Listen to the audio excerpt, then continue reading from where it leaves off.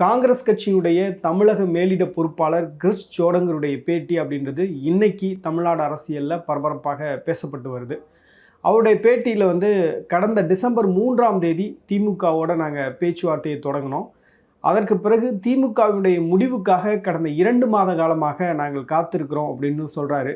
இப்போ இன்றைக்கி இந்த வீடியோ ஷூட் பண்ணிட்டு இருக்கக்கூடிய நாள் அப்படின்றது ஜனவரி 28. கிட்டத்தட்ட 57 நாட்கள் நாங்கள் காத்திருக்கிறோம் அப்படின்றது தான் அவருடைய பேச்சாக இருக்கிறது. அது மட்டும் இல்லாமல் இப்போ நீங்கள் எதிரணியில் இருக்கக்கூடிய என்டிஏ பொறுத்தவரையில் அவங்க ஸ்ட்ரக்சர் பண்ணிட்டாங்க. அவங்களுடைய அலைன்ஸை சீல் பண்ணி அவங்க அடுத்த கட்டமாக கூட்டணி பேச்சுவார்த்தையை தொடங்க ஆரம்பிச்சிட்டாங்க. ஆனால் திமுக மௌனம் காப்பது ஏன் அப்படின்ற ஒரு கேள்வியும் அதில் இருக்குது அப்படின்றது தான் நம்ம கவனிக்க வேண்டியது இருக்குது. இப்போ திமுக காங்கிரஸை பொறுத்தவரையில் 2026 சட்டமன்ற தேர்தலில் அந்த அணியில் தான் காங்கிரஸ் போட்டியிட போதா, இல்லை திமுக உண்மையாகவே காங்கிரஸ் நமக்கு வேணாம், காங்கிரஸ் ஒரு எக்ஸ்ட்ரா பேர்டனாக நினைக்கிறாங்களா அப்படின்றத இந்த வீடியோவில் நம்ம டீட்டெயில்டாக பேச போகிறோம். திமுகவை பொறுத்தவரையில் பாஜக எதிர்ப்பு அப்படின்றது தான் அவங்களுடைய வாக்கு வங்கியாக இருக்குது. அப்படி பாஜக எதிர்ப்பு வாக்கு வங்கியை திமுக பெற வேண்டும் என்றால் காங்கிரஸ் கட்சியுடைய முகம் திமுகவுக்கு அவசியமாக தேவைப்படுது அப்படின்றது தான் கடந்த கால வரலாறை பார்க்கும்போது தெரியுது. காங்கிரஸ் இல்லாமல் திமுகவால் கடந்த 2000 நீங்கள் பார்த்தீங்க அப்படின்னா ஒரு தேர்தலில் கூட அவங்களால வெற்றி பெற முடியலை அப்படின்றது தான் ஆன் ரெக்கார்டாக இருக்குது. இப்போ நீங்கள் பார்த்தீங்க அப்படின்னா 2001 திமுக காங்கிரஸோட கூட்டணி வைக்கல. அந்த எலெக்ஷன் ஒரு பெரிய தோல்வியை சந்திச்சாங்க.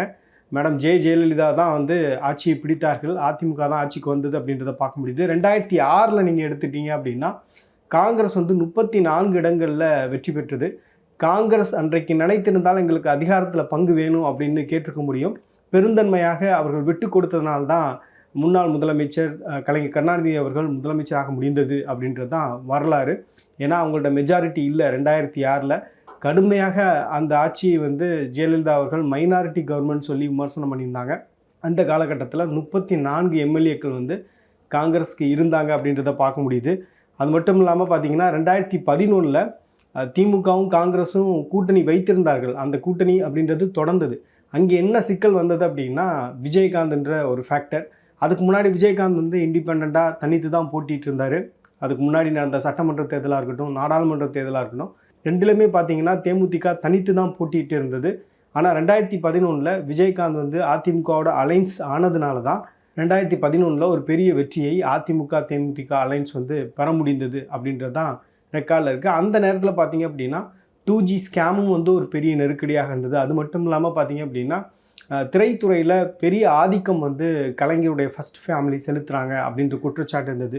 இதெல்லாம் அந்த காலகட்டங்களில் திமுகவுக்கு ஒரு பெரிய நெருக்கடியாக இருந்தது. அதற்கு பிறகு பார்த்திங்கன்னா 2016 சட்டமன்ற தேர்தல், 2016 திமுகவோட தான் காங்கிரஸ் இருந்தாங்க. அந்த எலெக்ஷன்லையும் திருப்பி விஜயகாந்த் தான் ஒரு ஃபேக்டர் ப்ளே பண்ணார். அப்போ தேர்ட் ஃப்ரண்ட் ஒன்று ஃபார்ம் பண்ணியிருந்தாங்க. விஜயகாந்த் தலைமையில் விசிக, மதிமுக எல்லாம் சேர்ந்து, கம்யூனிஸ்ட் கட்சியெல்லாம் சேர்ந்து மக்கள் நல கூட்டணி ஃபார்ம் பண்ணியிருந்தாங்க. அந்த மக்கள் நல கூட்டணிக்கு தலைமை வகித்தது அப்படின்றது விஜயகாந்த். ஸோ அந்த டைம் தேமுதிக நம்ம திமுக அலைன்ஸுக்கு வந்துடும் அப்படின்றது கலைஞருடைய ஒரு நம்பிக்கையாக இருந்தது. அதுக்கு தான் அவர் ஒரு ஃபேமஸான ஒரு டைலாக் இருக்கும். செய்தியாளர் ஷபீர் அவர்கள் கேட்டபோது பழம் நல்கி பாலில் விழும் அப்படின்னு விஜயகாந்தை குறிப்பிட்டு சொல்லியிருந்தார். ஆனால் அன்ஃபார்ச்சுனேட்டாக விஜயகாந்த் தலைமையில் ஒரு தேர்ட் ஃப்ரண்ட் ஃபார்ம் பண்ணி அந்த எலெக்ஷனில் திமுக தோற்பதற்கு ஒரு முக்கியமான காரணம் வந்தது. இருந்தாலும் பார்த்தீங்க அப்படின்னா ஒரு ஸ்ட்ராங்கான ஒரு ஆப்போசிஷன் பார்ட்டியாக திமுகவால் வர முடிந்தது அப்படின்றது தான் நம்ம கடந்த காலத்தில் பார்க்கக்கூடிய ஒரு விஷயமா இருக்குது.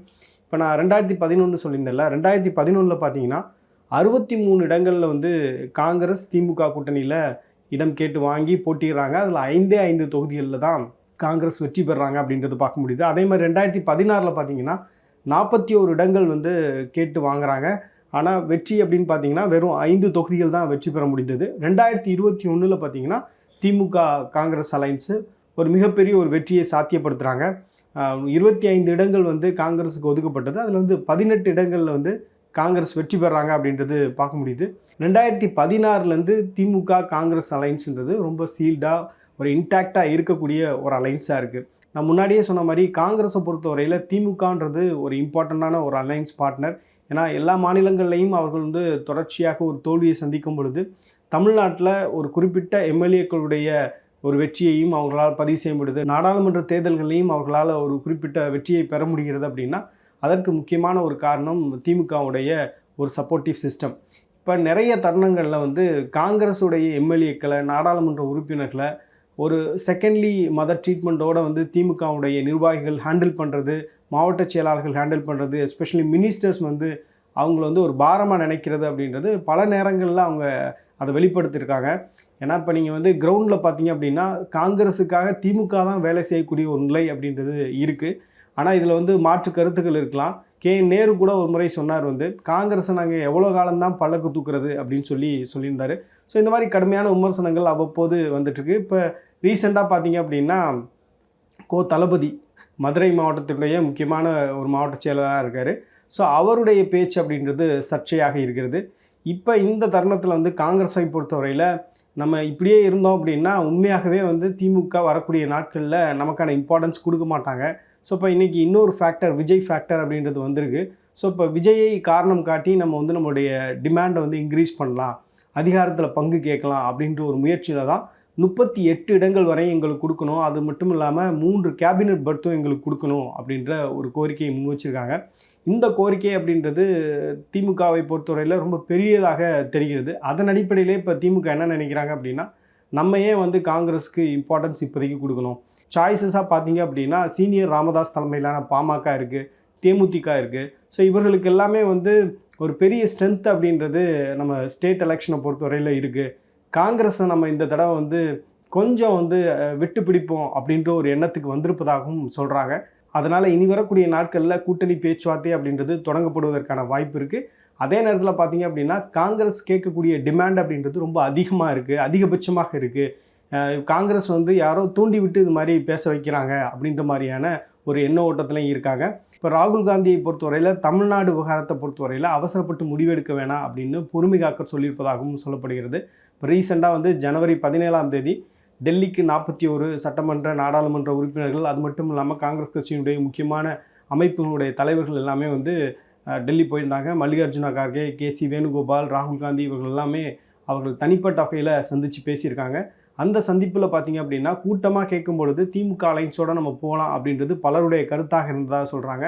ஆனால் பர்சனலாக 1 to 1 பேசும்போது திமுக அலைன்ஸில் வந்து நமக்கு மரியாதை குறைவாக இருக்குது, நம்ம ஏன் வந்து விஜய்ன்ற ஒரு ஆப்ஷனை பார்க்கக்கூடாது. ஏன்னா இப்போ வந்து சிறுபான்மையினரை பொறுத்தவரையில் விஜயை வந்து ஒரு ஃபேக்டராக நினைக்கிறாங்க. இப்போ விஜயோடு நம்ம போகும்போது இளைஞர்கள் மத்தியில் காங்கிரஸ் கட்சியை நம்ம கொண்டு போக முடியும். அது மட்டும் இல்லாமல் நமக்கு விஜயோட போகிறதுனால சதர்ன் ஸ்டேட்ஸில் வந்து நமக்கு ஒரு அட்வான்டேஜ் இருக்குது அப்படின்றத எம்ஃபசைஸ் பண்ணி பேசியிருப்பதாக சொல்கிறாங்க. இந்த அடிப்படையில் வந்து விஜய் ஃபேக்டரை வந்து நம்ம ஏன் கன்சிடர் பண்ணக்கூடாது அப்படின்ற ஒரு எண்ணம் வந்து ராகுல் காந்திக்கு வந்திருப்பதாக சொல்கிறாங்க. அதன் அடிப்படையிலே பார்த்திங்கன்னா கேசி வேணுகோபால் வந்து அந்த மீட்டிங்குடைய இறுதியில் ஒரு ஸ்டேட்மெண்ட் கொடுக்குறாரு. அந்த ஸ்டேட்மெண்ட்டில் high command will decide the alliance அப்படின்னு சொல்கிறாரு. அப்போ இதுக்கு முன்னாடி இப்போ வரை நீங்கள் வந்து திமுக அலைன்ஸில் இல்லையா, இல்லை வருகிற சட்டமன்ற தேர்தலுக்கு செப்பரேட்டாக நீங்கள் வந்து ஒரு அலைன்ஸ் பண்ண போகிறீங்களா அப்படின்ற ஒரு கேள்வியும் இதில் எழுந்திருக்கு. அப்படி பார்க்கும்போது விஜயையும் ஒரு ஆப்ஷனாக வந்து காங்கிரஸ் நினைக்க தொடங்கிட்டாங்க அப்படின்றது தான் இதில் இருக்கக்கூடிய விஷயம். அதே நேரத்தில் நம்மளாக வெளியே போனால் நமக்கான இம்பார்ட்டன்ஸ்ன்றது பொலிட்டிக்கல் சர்க்கிளில் இல்லாமல் போகும். ஸோ திமுக வெளியே அனுப்பும் பொழுது மேபி நமக்கு ஒரு மொமெண்டம் வந்து பில்ட் ஆகிறதுக்கான வாய்ப்பு இருக்குது. நம்ம வந்து ஒரு பொலிட்டிக்கலாக இது வந்து இதை அடுத்த கட்டத்துக்கு எடுத்துகிட்டு போகலாம் அப்படின்றது கூட காங்கிரஸோடைய சிந்தனையாக இருக்கலாம் அப்படின்னு சொல்கிறாங்க. இந்த வீடியோ முழுமையாக பார்த்துருப்பீங்க. காங்கிரஸ்குள்ளே என்ன நடக்குது, காங்கிரஸ் இல்லாமல் திமுகவால் வெற்றி பெற்று விட முடியுமா அப்படின்ற பல விஷயங்களை ஹிஸ்டாரிக்கலாகவும் பேசியிருக்கோம். நீங்கள் என்ன நினைக்கிறீங்க அப்படின்றதையும் கமெண்ட் செக்ஷனில் சொல்லுங்கள்.